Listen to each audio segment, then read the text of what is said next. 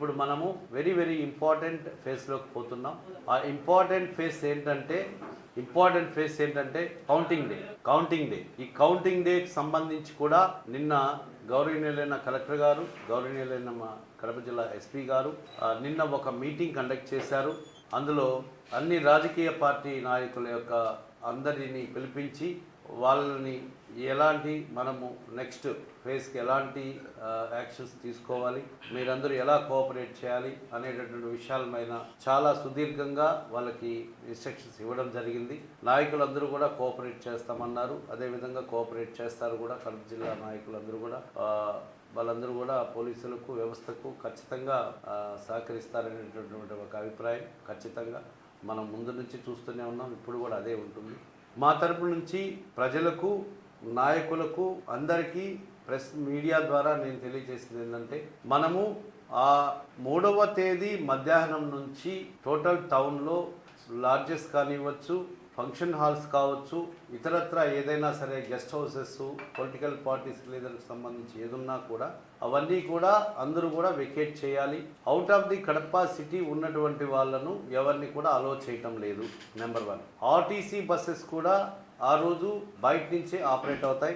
ఏ area నుంచి వచ్చే బస్సెస్కు వాటికి మనము అక్కడక్కడ ఒక టెంట్ ఏర్పాటు చేయడము, మైక్, తర్వాత పబ్లిక్కి కన్వీనియంట్గా అక్కడి నుంచి సిటీలోకి రావడానికి కొన్ని బస్సెస్ కూడా పెట్టాము. అది వాళ్ళ యొక్క ఎమర్జెన్సీని బట్టి, మెడికల్ ఎమర్జెన్సీ ఇలాంటి వాటి ఒక ప్రత్యేకమైనటువంటి ఏదైనా వాళ్ళకి మాత్రం వీలు కల్పించే విధంగా కూడా పెట్టాము. సో షాప్స్, ఇతరత్ర స్కూల్స్ కానివ్వచ్చు, ప్రైవేట్ ఆఫీసెస్ కావచ్చు, అవన్నీ కూడా ఆ రోజు క్లోజ్ చేయాల్సి వస్తుంది. 144 సెక్షన్ నిన్ననే మన election commission of India chief election commissioner గారు కూడా నిన్న పత్రికాముఖంగా రాష్ట్రమంతటా 144 సిఆర్పిసి ఉంటుందని పత్రికాముఖంగా కూడా చెప్పడం జరిగింది. సో ఖచ్చితంగా 100% దాన్ని ఇంప్లిమెంట్ చేయాల్సిన అవసరం అందరికీ ఉంటుంది. సో అందరికీ నా తరపు నుంచి రిక్వెస్ట్ ఏంటంటే, మీరు కూడా దాన్ని కొద్దిగా స్ప్రెడప్ చేసి అందరూ కూడా ఆ 144 ఉంటుంది కాబట్టి షాప్స్ కానివ్వండి, ఎక్కడ అక్కడ గుమికూడడం కానివ్వండి, లేదంటే ఇంకొక రకంగా అక్కడెక్కడ చేరి ఇది చేయడము, ఇలాంటి విషయాలు ఉంటే కూడా లేకుండా ఉండాలి అని చెప్పి ప్రజల్ని అప్రమత్తం చేయాల్సిన బాధ్యత మన పాత్రికేయుల మీద ముఖ్యంగా ఉంటుంది. అదేవిధంగా ఎవరైతే లాడ్జ్ ఓనర్స్ కానీ, ఫంక్షన్ హాల్ ఓనర్స్ కానీ పోలీస్ క్లియరెన్స్ లేకుండా, పోలీస్ క్లియరెన్స్ అంటే ఏంది, ఇప్పుడు బయట నుంచి ఎవరైనా వస్తున్నారు, ఆ రాజకీయ నాయకులు వాళ్ళు చెప్తారన్నమాట, మేము ఇంతమందితో వస్తున్నాము, మా ఏజెంట్లు వీళ్ళు, మా వాళ్ళ పేర్లు ఇవి, మేము ఇక్కడిక్కడ స్టే చేస్తామని ఇచ్చినప్పుడు అది జిల్లా కలెక్టర్ గారు, ఎస్పీ గారు మాకు పంపిస్తారు. మేము వాళ్ళ యొక్క నేమ్స్ అన్ని వెరిఫై చేసుకున్న తర్వాత ఆ లాడ్జ్ ఓనర్కి మేము పోలీస్ క్లియరెన్స్ సర్టిఫికేట్ ఇస్తాము, మీరు వీళ్ళని ఇక్కడ ఉంచుకోవచ్చు అని వాళ్ళు అక్కడ స్టే చేయడానికి వీలవుతుంది. సో ఈ యొక్క వెసులుబాటు అయితే వాళ్ళకి కల్పించడం జరిగింది.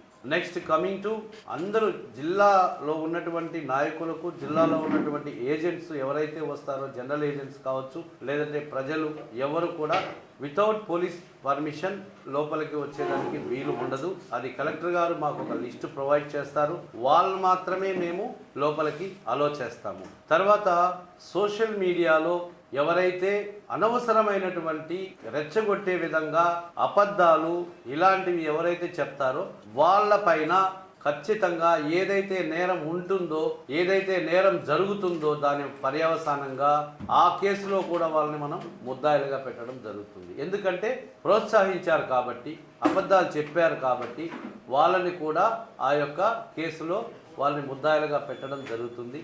ఇది క్రిస్టల్ క్లియర్. కాబట్టి సోషల్ మీడియా కానీ ఇతరత్ర గ్రూపుల్లో కూడా ఎవ్వరు కూడా అనవసరమైనటువంటి మెసేజ్లు పాస్ ఆన్ చేసుకోవడం కానీ, దానివల్ల ఏదైనా ఇన్సిడెంట్ జరిగితే వాళ్ళు కూడా ఆ నేరంలో భాగస్వాములు అవుతారు. అదేవిధంగా లాడ్జెస్ కానీ, ఫంక్షన్ హాల్స్ కానీ మాకు తెలియకుండా ఇస్తే అక్కడ ఏమైనా జరిగితే ఆ లాడ్జ్ ఓనర్లు, ఫంక్షన్ హాల్ ఓనర్లు కూడా భాగస్వాములు అవుతారు. ఈ విషయాలను ప్రత్యేకించి మనము అందరికీ నోటీస్ చేయాల్సినటువంటి అవసరం మన అందరి మీద ఉంది, వ్యవస్థ మీద ఉంది, అదేవిధంగా ప్రెస్ సోదరుల మీద ఉంది. మీరందరూ కూడా దీన్ని కొద్దిగా స్ప్రెడ్ చేసి కొద్దిగా అందరి నోటీస్కి వెళ్ళే విధంగా ఈ యొక్క దీన్ని స్ప్రెడ్ చేస్తారని నేను కోరుకుంటున్నాను. మద్యం షాపులు అనేటివి డిస్ట్రిక్ట్ కలెక్టర్, ఎక్సైజ్ సూపరింటెండెంట్ గారు, మన జిల్లా ఎస్పీ గారు వాళ్ళకి ఒక టైమింగ్ ఇస్తారు.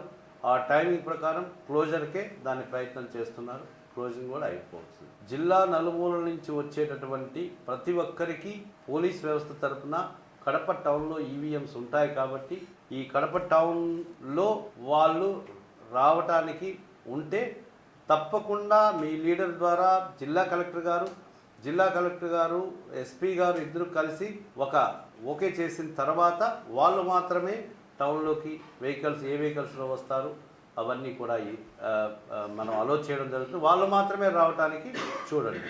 అదేవిధంగా మనం నగరానికి 7 వైపులా మనం ఎంట్రీ పాయింట్స్లో చెక్ పోస్టులు పెట్టాము. ఆ చెక్ పోస్టులో సీసీ కెమెరాస్ ప్రొవైడ్ చేస్తున్నాము.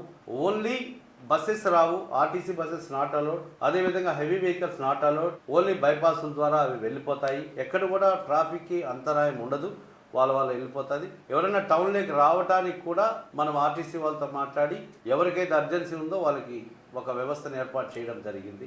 ఈ విధంగా ఉంటుంది. అందరూ కూడా ఎవరికి కేటాయించినటువంటి ఇప్పుడు ఫర్ ఎగ్జాంపుల్ స్ట్రాంగ్ రూమ్ చేరుకోవడానికి మనకు ఒక 3 దారులు ఉన్నాయి. Utukuru circle to strong room, DTC circle నుంచి Palakondalu strong room, Jakraiah mill Mahaveera నుంచి జక్రయ్య మిల్లు ద్వారా స్ట్రాంగ్ రూమ్, ఇలా 3 దారులు ఉంటాయి. మిగతా దారులన్నీ కూడా మనం క్లోజ్ చేస్తాం. సో ఎవరైనా రావాల్సి వస్తే ఈ దారిలో మాత్రమే వాళ్ళు రావాల్సి ఉంటుంది. వచ్చిన తర్వాత ఆ చెక్ పోస్ట్ దగ్గర వాళ్ళ యొక్క ఐడి కార్డ్స్, వాళ్ళకి జనరల్ ఏజెంట్షిప్ క్యాండిడేచర్ ఉన్నటువంటి వాళ్ళ వెహికల్ నంబర్స్, పాస్ అన్నీ కూడా కలెక్టర్ సార్ వాళ్ళు ఇచ్చినటువంటిది తీసుకొస్తే ఆ లిస్టు మేము కన్సర్న్ చెక్ పోస్ట్లో ఇచ్చుంటాం కాబట్టి అక్కడ వెరిఫై చేసిన తర్వాత మాత్రమే మేము అక్కడి నుంచి వాళ్ళని లోపలికి ఎంట్రీ చేయడం జరుగుతుంది. స్ట్రాంగ్ రూమ్లో 4 అంచెల భద్రతా ఏర్పాట్లు చేయడం జరిగింది. వితిన్ స్ట్రాంగ్ రూమ్కి బయట వితిన్ కాంపౌండ్లో సెకండ్ లేయర్ అవుతుంది. థర్డ్ లేయర్ స్ట్రాంగ్ రూమ్కి 4 రోడ్స్ ఏవైతే ఉన్నాయో అదంతా కూడా థర్డ్ లేయర్ అవుతుంది. ఫోర్త్ లేయర్ వచ్చి నో ట్రాఫిక్ జోన్ ఎక్సెప్ట్ ఏ వెహికల్ కూడా ఇంక పోవటానికి వీల్లేదు, నో ట్రాఫిక్ జోన్. ఈ విధంగా 4 అంచెల భద్రత ఏర్పాటు చేయడం, ఆ తర్వాత దాని బయట చెక్ పోస్ట్ ఏర్పాటు చేయడం, తర్వాత క్యూఆర్టీలు quick response teams, SIs, CIs, DSPs, CAPF ఫోర్స్తో, ఏపీఎస్పీ ఫోర్స్తో ఒక అంటే పద్మవ్యూహం లాంటి ఒక మంచి షార్టెస్ట్ డిస్టెన్సెస్, అదేవిధంగా number of within reaction time చాలా తక్కువ టైంలో అటెండ్ కావడానికి బాగా మా ఎస్పీ గారు ప్లాన్ చేసి మీటింగ్ కండక్ట్ చేసి అన్నీ కూడా రివ్యూ చేసుకొని బయట నుంచి కూడా చాలా ఫోర్స్ తెప్పించుకుంటున్నాము. కాబట్టి క్యూఆర్టీస్ కూడా చాలా యాక్టివ్గా మంచి ఆఫీసర్స్తో క్యూఆర్టీస్ ఏర్పాటు చేస్తారు. అన్ని రకాలైనటువంటి ఏర్పాట్లతో మనం ఇవన్నీ చేసేది కూడా ప్రజలు శాంతియుతంగా ఉండాలి, వాళ్ళు ఎలాంటి అల్లర్లకు పాల్పడకూడదు. అందరూ కూడా ఏదైతే మన ఎన్నికల ప్రక్రియలో భాగంగా ఎన్నికల కౌంటింగ్ ఉందో ఆ రోజును కూడా మన కడప జిల్లా ఒక మోడల్గా, ఒక మంచి జిల్లాగా, ఈ జిల్లాలో మంచి పౌరులు ఉన్నారు, మంచి నాయకులు ఉన్నారు, అందరూ కూడా సహకారంతో మంచి ప్రశాంత వాతావరణంలో ఎన్నికలు కండక్ట్ చేసుకొని కౌంటింగ్ రోజు కూడా ఎవరు కూడా ఏమి చేయలేదన్నటువంటి ఒక మంచి పేరుని మన తరపు నుంచి, మన జిల్లా తరపు నుంచి రాష్ట్రానికి ఇవ్వాలి. అదేవిధంగా ఆ రోజు ఎన్నికల నాయకులు ఎవరైతే క్యాండిడేట్స్ ఉంటారో ఇంపార్టెంట్ నాయకులకి మనము సరైనటువంటి సెక్యూరిటీని అరేంజ్ చేస్తున్నాము. ఒక బాక్స్ టైప్ సెక్యూరిటీతో వాళ్ళు వస్తారు. వచ్చిన తర్వాత అక్కడ కౌంటింగ్ అయిన తర్వాత వాళ్ళు అలాగే వచ్చేసి వాళ్ళ రెసిడెన్సెస్కి వెళ్ళిపోతారు. పార్టీ కార్యాలయాలు కూడా వాటిని క్లోజ్ చేస్తున్నాము. 3వ తారీఖు ఆఫ్టర్నూన్కి పార్టీ కార్యాలయాలన్నీ కూడా క్లోజ్ చేస్తాము. కాబట్టి పార్టీ కార్యాలయాలు కూడా ఎవరు కూడా ఇది చేయకూడదు. ప్రతి ఇంటి దగ్గర, నాయకుల ఇంటి దగ్గర సీసీ కెమెరాస్ పెట్టిస్తున్నాము. వాళ్ళ దగ్గర ఉంటే ఓకే, లేనప్పుడు మేము వ్యవస్థను ఏర్పాటు చేస్తున్నాము. పార్టీ కార్యాలయాల దగ్గర కూడా ప్రైవేట్ వ్యవస్థ ద్వారా మేము సీసీ కెమెరాలు ఏర్పాటు చేస్తున్నాము.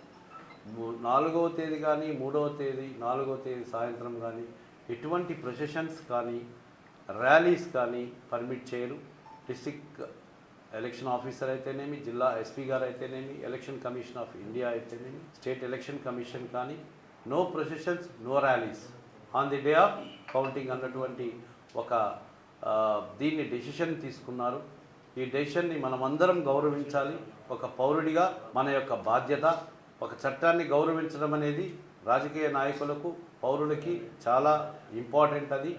కాబట్టి మీరందరూ కూడా, నాయకులందరికీ నేను పేరున రిక్వెస్ట్ చేస్తున్నాను. మీరందరూ కూడా మీ యొక్క రాజకీయ నాయకుల యొక్క ఫాలోయర్స్ కానివ్వచ్చు, మీ అభిమానులు కావచ్చు, వాళ్ళందరినీ మీ ఒక్క వాయిస్ కంట్రోల్ చేయగలుగుతుంది. మీరందరూ కూడా మీ యొక్క నాయకులకు చెప్పండి. ఒక మంచి వాతావరణంలో 6వ తారీఖు పైన విజయోత్సవాలు మీరు చేసుకోవచ్చు. ఆ చేసుకునే ముందు పోలీస్ ఆఫీసర్కి తెలియజేస్తే తగినంత బందోబస్తు మేము ప్రొవైడ్ చేస్తాము. వాళ్ళ విజయోత్సవాలు చేసుకోవచ్చు. నేను చెప్పినటువంటి ప్రతి విషయంలో కూడా అధికారులు, పాత్రికేయులు, రాజకీయ నాయకులు, ప్రజలు, అన్ని వర్గాల వారు మాకు సహకరించి శాంతియుత వాతావరణంలో ఈ యొక్క కౌంటింగ్ అయిన తర్వాత ఉన్నటువంటి ప్రాసెస్ని మనము కంప్లీట్ చేసుకోవాలని చెప్పి పోలీస్ వ్యవస్థ తరఫున అందరినీ కోరుకుంటూ థ్యాంక్ యూ వెరీ మచ్. మీరందరూ కూడా దీన్ని స్ప్రెడ్ చేయండి, సోషల్ మీడియాను అప్రమత్తం చేయండి. ఎవరు కూడా సోషల్ మీడియాలో ఇలాంటి ఫాల్స్ న్యూసెస్ ఇస్తే they will be sent for judicial remand. ఏ అఫెన్స్ అయితే జరుగుతుందో ఆ అఫెన్స్లో వాళ్ళు జ్యుడిషియల్ రిమాండ్ చేయడం జరుగుతుంది.